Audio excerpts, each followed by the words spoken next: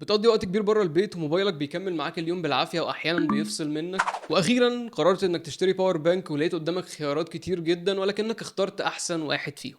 لانك هتشحن بيه موبايلك بس اخترت باور بانك سعته 10000 ملي امب اور عشان يشحن بطاريه موبايلك اللي ساعتها 5000 ملي امب اور مرتين تقريبا. ولكن بعد ما بدات استخدامه بالفعل لاحظت ان هو بيشحن تليفونك مره وربع في احسن الظروف. يعني منصوب عليك في شحنه الا ربع يا معلم. بس ما تقلقش، انت مش لوحدك.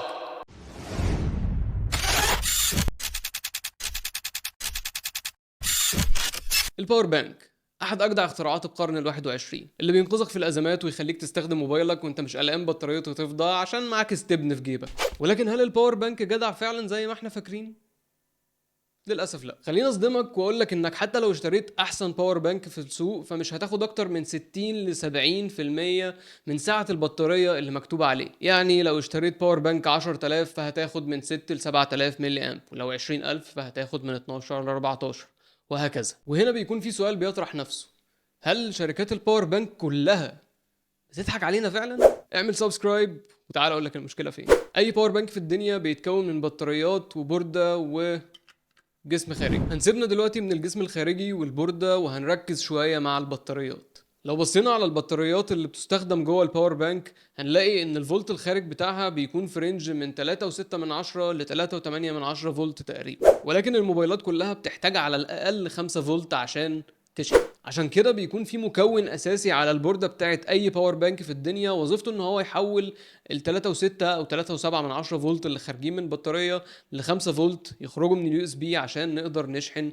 الاجهزه والموبايلات بتاعتنا. ففي اثناء التحويل من الفولت ده للفولت ده بيحصل حاجه اسمها كونفرجن لوس او خساره بسبب تحويل الجهد من 3.7 او 3.6 فولت ل 5 فولت. فالفكره كلها هنا من الاخر ان الشركات بتكتب لك على الباور بانك سعه البطاريه اللي موجوده جوه الباور بانك، بس اللي انت بتاخده من الباور بانك حاجه تانية اسمها سعه الخارج، واللي زي ما اتفقنا بتكون اقل من سعه البطاريه اللي موجوده جوه عشان الفقد اللي بيحصل في الطاقه بسبب التحويل من الجهد اللي خارج من البطاريه للجهد اللي بيخرج من اليو اس بي. وده معناه ان بالفعل البطاريات اللي موجوده جوه الباور بانكس بتكون فعلا ساعتها 10000 او 20000 او 30000 زي ما الشركات بتكتب. هم ما بيكذبوش، ولكن هم مش كاتبين الرقم اللي انت بتاخده في النهايه، هم كاتبين لك سعه البطاريه اللي موجوده جوه. وعشان تحسب بقى سعه الخارج اللي هتاخده من اي باور بانك فبكل بساطه بتضرب سعه البطاريه في الفولت الخارج بتاع البطاريه، جهد البطاريه، على الستاندرد بتاع اليو اس بي اللي هو بيكون 5 فولت.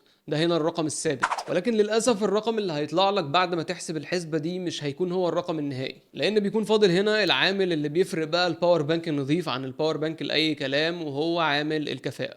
لو الباور بانك نظيف فتقدر تاخد منه كفاءه بنسبه 90%، يعني هتضرب الرقم اللي هيطلع لك ده في 90%، او اسهل شيل منه 10%، وده هو هيكون متوسط الرقم اللي انت هتاخده من اي باور بانك او من الباور بانك ده في احسن الظروف. ولو هنطبق ده على المثال اللي كان موجود قدامنا من شويه فهنضرب 10400 ملي امب ساعه البطاريه في 3.7 من 10 فولت خارج البطاريه على 5 فولت خارج اليو اس بي، هيطلع لنا بالظبط 7696.